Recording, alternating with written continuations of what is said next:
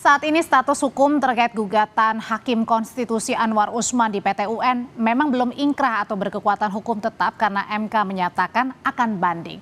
Tapi bagaimana sebenarnya kajian hukum tata negara atas putusan PT UN Jakarta ini? Kami bahas malam hari ini bersama Zainal Arifin Mokhtar, pakar hukum tata negara UGM. Selamat malam, Mas Uceng. Selamat malam, Mbak. Mas Uceng, pertanyaan pertama saya. Jadi Mas Uceng ini sebenarnya kaget atau sudah memprediksi putusan PT UN akan mengabulkan sebagian gugatan Hakim Konstitusi Anwar Usman? Sebenarnya cerita soal akan ada kabar aneh dari PT UN itu kan sudah beredar sekian lama ya. Ada beberapa orang yang mengontak dan mengatakan bahwa berhati-hati karena kemungkinan itu akan diputus bla bla dan lain sebagainya.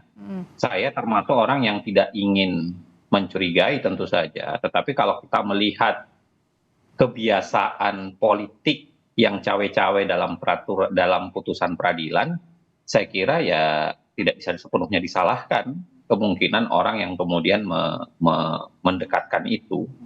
Itu yang pertama, karena tentu saja kita lihat peradilan kita itu kan seringkali sangat mudah dilakukan proses politisasi di dalamnya.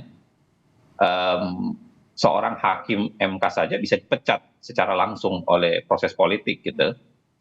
Ada banyak sebenarnya keanehan-keanehan, seringkali politik bisa masuk ke dalam proses peradilan kita. Saya kira itu sudah mafhum. Emang siapa cawe-cawe di sini dan untuk keperluan apa ini, Mas Uceng? Ya, tentu saja kita tidak tahu siapa cawe-cawe, tapi kalau bicara soal kemungkinan proses politik masuk ke dalam proses peradilan, saya kira kita semua sudah paham itu.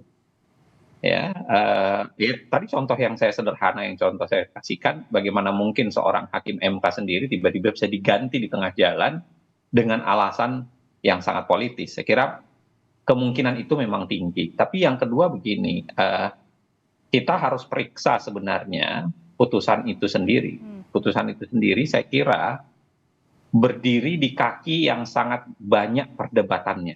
Saya tidak mengatakan sepenuhnya keliru ya, tapi perdebatannya itu menjadi banyak. Satu tentu saja adalah sebenarnya materi yang disidangkan ini apa? Apakah yang disidangkan ini adalah surat keputusan pengangkatan, ataukah sebenarnya materi yang disidangkan ini adalah putusan putusan etik ya, yang dibuat oleh Prof. Jimli dan kawan-kawan itu. Karena sebenarnya kalau kita mau tarik dasarnya ini kan sebenarnya adalah putusan etik.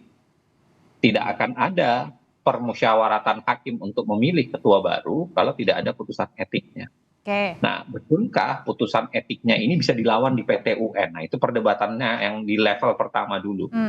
Ya, tentu ada putusan MK, ada perdebatan soal DKPP, ada perdebatan di situ. Tapi saya kira apakah bisa menyamakan Mahkamah Etik MK, putusan DKPP dengan proses pemberhentian, itu satu level yang harusnya dibicarakan sendiri. Karena yang kedua, Mas Uceng, sebentar, saya potong dulu. Masalah yang itu tuh, tadi kan juga sudah dinyatakan oleh Wakil Ketua Komisi 3 DPR, Bang Habibur Rahman, yang bilang bahwa sejak awal sebenarnya dari putusan MK saja sudah cacat bawaan begitu. Ya, saya kira silahkan memperdebatkan soal cacat bawaan atau tidak. Saya sendiri bahkan mengatakan putusan MK sendiri memang tidak agak aneh ya, karena kemudian harusnya jatuhnya sanksi itu sendiri adalah pemberhentian secara permanen sebagai hakim, tetapi kemudian seakan-akan dicari jalur baru oleh para hakim MK kan, majelis etik, dengan tiba-tiba mengatakan diberhentikan dari ketua saja tanpa memberhentikan. Kalau saya termasuk yang mengatakan ya, karena proses konsepnya di situ sebenarnya adalah pemberhentian secara permanen sebagai hakim ya, yang ada sebagai putusan berat. Nah, dari situ saya kira clear, kita bisa memperdebatkan sendiri memang soal putusan MK itu satu lokus sendiri yang bisa diperdebatkan.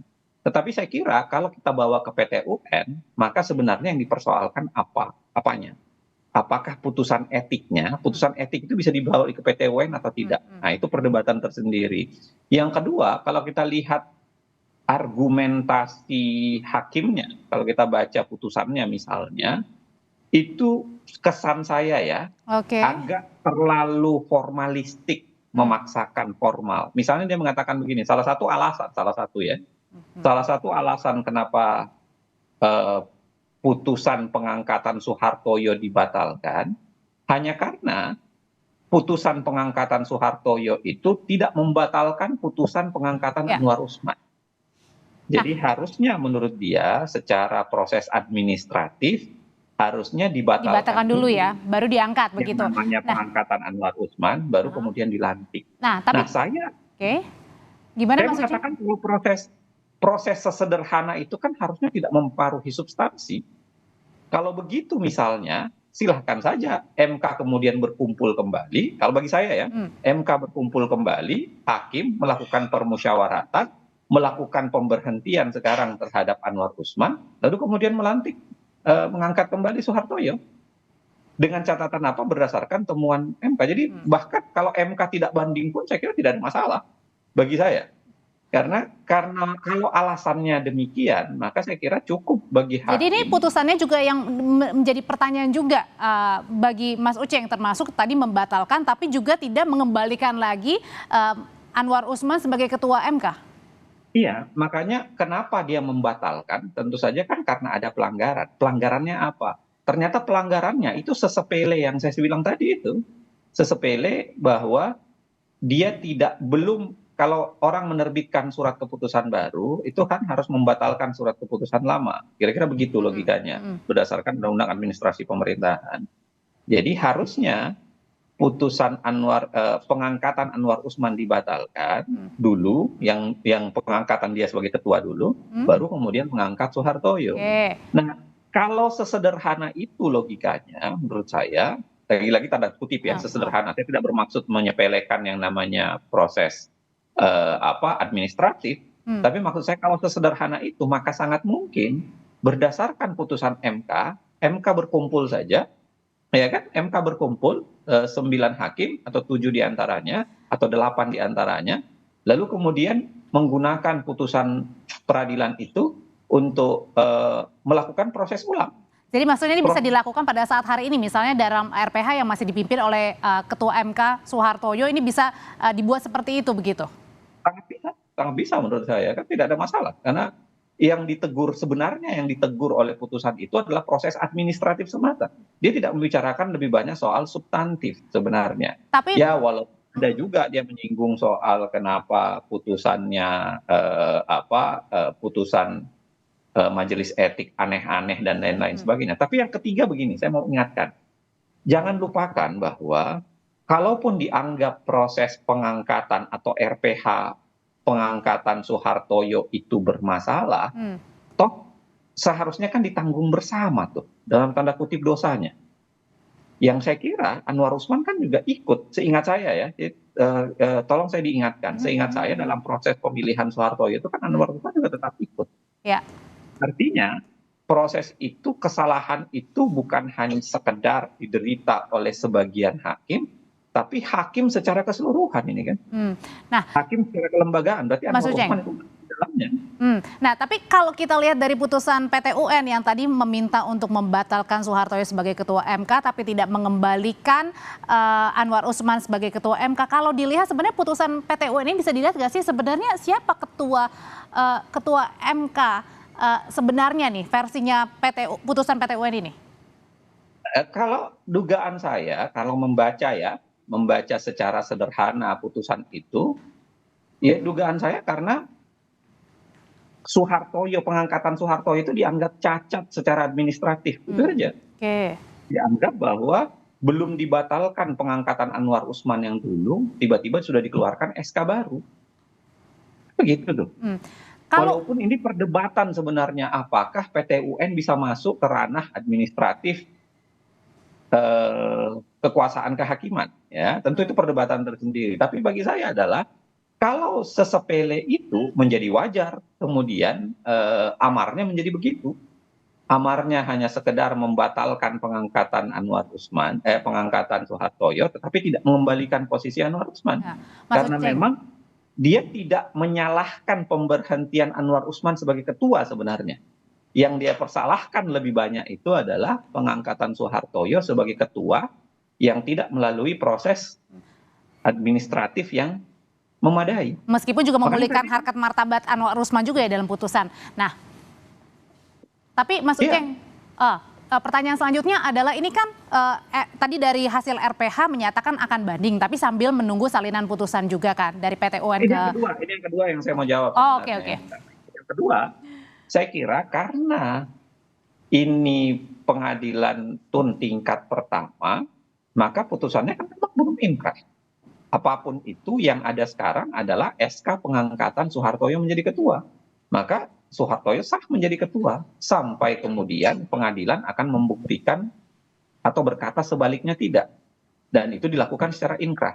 Dengan banding berarti putusan pengadilan negeri PT UN tun tingkat pertama itu kan belum inkrah. Berarti kan akan masuk ke proses bandingnya MK dan artinya belum inkrah. Karena belum inkrah maka kemudian Soehartoyo masih sah menjadi ketua. Oke, karena Soehartoyo atau Pak Soehartoyo sah menjadi ketua MK dan belum inkrah juga karena akan mengajukan banding, artinya dalam waktu dekat kan kita punya kontestasi pilkada. Nah kalau misalnya nanti ada riuh di pilkada sambil berjalan, artinya yang memegang kendali di MK yang tertinggi masih tetap Soehartoyo. Saya kira tidak. Kan pilkada masih November ya. Saya kira kalaupun misalnya putusan bandingnya putus cepat, dikeluarkan cepat, saya kira masih ada waktu bagi mahkamah untuk melakukan penyesuaian administratif. Karena bagi saya ini lebih banyak penyesuaian administratif saja. Karena yang ditegur oleh hakimnya itu adalah ketidaktepatan secara administratif. Mas Uceng. Dan walaupun bisa diperdebatkan ya, artinya begini, kalau sudah terbit SK baru, kan seharusnya bisa dimaknai serta-merta harusnya SK lama udah hilang dong. Harusnya begitu tuh. Karena SK itu kan sifatnya individual konkret. Diatur ke orang tertentu. Karena orang tertentu sudah tidak ada di situ, berarti jabatan sudah dipegang oleh orang baru, harusnya udah hilang. Tetapi memang biasanya harusnya dilakukan penyesuaian administratif dengan baik. Diberhentikan dulu lalu kemudian diangkat. Tapi apapun itu saya kira, kalaupun putusan bandingnya misalnya menguatkan putusan pengadilan tun tingkat pertama, saya kira tidak ada masalah. Tidak ada masalah yang berarti bagi Mahkamah Konstitusi karena Mahkamah Konstitusi sangat mungkin melakukan penyesuaian administratif saja. Karena ini masalah administrasi dan bisa diselesaikan dalam internal melalui RPH ya di Mahkamah Konstitusi. Baik. Baik, terima kasih Mas Zainal Arifin Mokhtar untuk pandangannya berbagi di Sapa Indonesia Malam. Terima kasih. Selamat malam, Mas Uceng.